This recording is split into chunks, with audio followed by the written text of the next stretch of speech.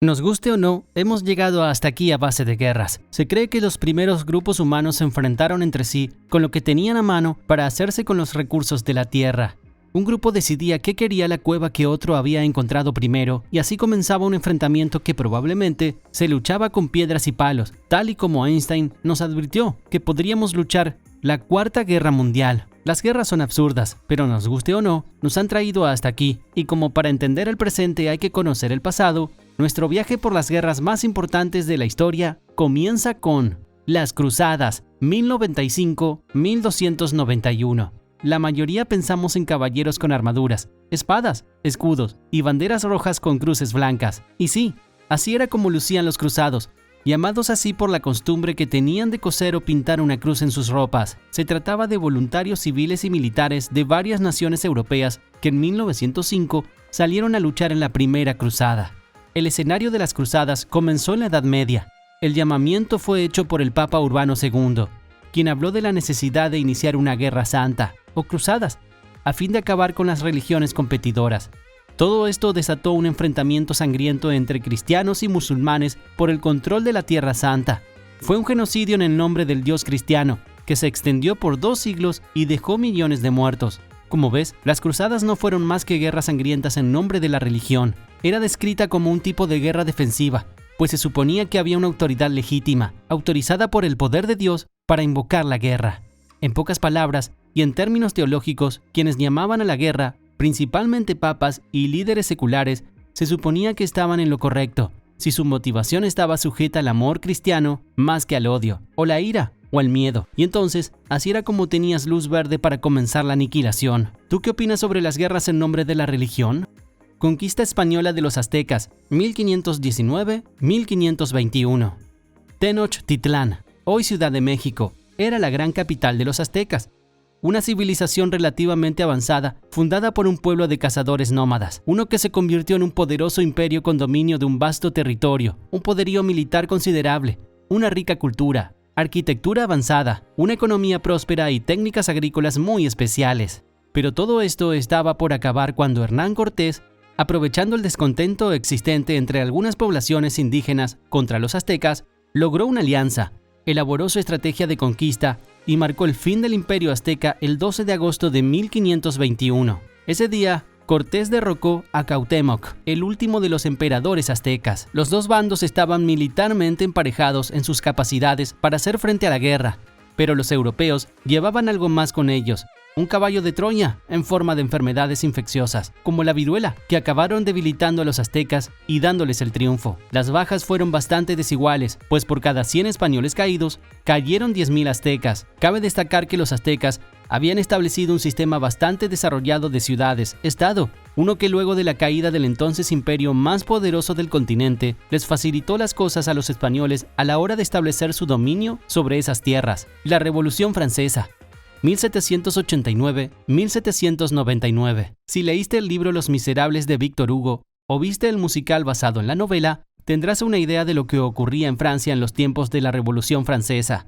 Hambre y miseria por doquier, mientras los ricos y la realeza derrochaban por doquier. Así fue como comenzó todo. Los primeros se cansaron, explotaron y se unieron para rebelarse contra los gobiernos teocráticos y monárquicos de entonces, por allá por el año 1789. Y es que en la Francia del siglo XVIII, quienes estaban arriba parecían vivir en un mundo paralelo y completamente fuera de contexto con el ciudadano común, que veía, sufría y sentía la desigualdad, el malestar social, el hambre y las fallas estructurales. Esta lucha fue en Francia y terminó una década después. El pueblo derrocó la monarquía y tomó control del gobierno. No solo logró el nacimiento de la República Democrática moderna, sino que además sus ideas y filosofía de libertad, igualdad y fraternidad se regaron hacia otros continentes. Fue tanto así que en la actualidad la Revolución Francesa es considerada como uno de los eventos más importantes en la historia humana. Un punto simbólico a destacar fue cuando los revolucionarios asaltaron y destruyeron la Bastilla. Ocurrió el 14 de julio de 1789 y se convirtió en el célebre Día de la Bastilla, que sería algo así como una versión francesa del 4 de julio de Estados Unidos. ¿Te está gustando este video? ¿Quieres ver más como estos?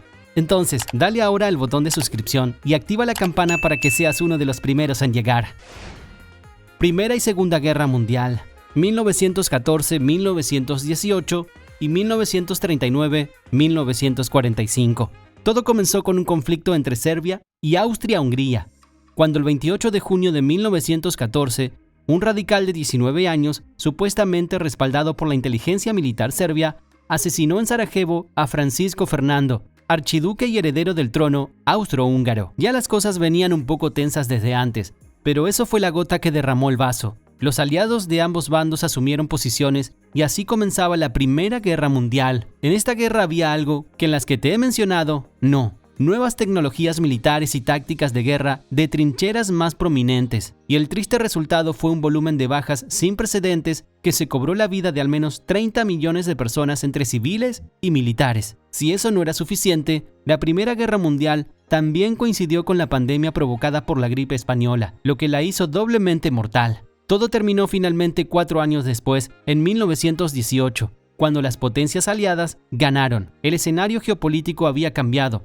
Hubo una reconfiguración de las potencias mundiales y el papel determinante de Estados Unidos en la victoria elevó su estatura e influencia en el escenario mundial. Mientras tanto, el Imperio ruso había derrocado y los revolucionarios formaron la República Socialista Soviética, el primer estado socialista autoproclamado del mundo. Entonces, pasarían unas 2 décadas y comenzaría la segunda. Las tensiones que había dejado la Primera Guerra Mundial fue un desencadenante, pues la Liga de las Naciones, con sus sanciones a Alemania, alimentaron un resentimiento que encontró un líder, Adolf Hitler, fundador del Partido Nacionalista de los Trabajadores Alemanes, también conocido como Partido Nazi. Alemania se convertía entonces en un estado fascista. Creció el fervor nacional contra los judíos e iniciaron su llamada Solución Final, que daba comienzo al Holocausto. Hitler decidió expandir su solución final en 1939, invadiendo Polonia, comenzando así la Segunda Guerra Mundial, una que dejó más de 50 millones de muertes, una que se extendió por 6 años y se convirtió en el conflicto armado más grande de la historia. La Guerra Fría, 1946-1991. Un año después de finalizada la Segunda Guerra Mundial, el panorama, lejos de mejorar, empeoraría. 2 eran los países estratégicamente preparados para asumir la supremacía económica y política: Estados Unidos y sus aliados por un lado, la Unión Soviética y sus estados satélites por el otro. Capitalismo y comunismo, 2 superpotencias que luego de haber sido brevemente aliados durante la Segunda Guerra Mundial, comenzaron a mirarse con recelo y empezaron a desconfiar la una de la otra. Sobre todo, luego de que el presidente de Estados Unidos, Harry Truman, le confesara a Joseph Stalin un pequeño secreto: la posesión de un arma de una inusual fuerza destructiva. Stalin se hizo el tonto, mientras sigilosamente apuraba su propio arsenal nuclear. Las 2 superpotencias no se enfrentaron directamente, pero las maniobras políticas en forma de espionaje, propaganda, competencia nuclear, polar y espacial, acumulación de armas y guerras de poder entre naciones tensaban el ambiente, hasta que en 1991 la Unión Soviética colapsó y Rusia se convirtió en el hazmerreír de todos.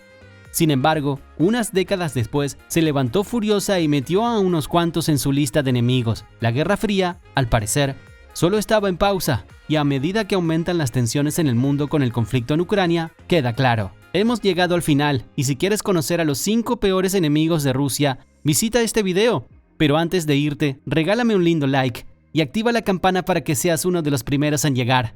Por cierto, ¿tú qué crees? ¿Podrá el ser humano en algún momento resolver sus diferencias sin necesidad de autodestruirse? ¿O acaso se cumplirá aquella frase de Einstein que dice que la Cuarta Guerra Mundial la lucharemos con piedras? Deja tu opinión en los comentarios. Será divertido leerte y dejarte un corazón.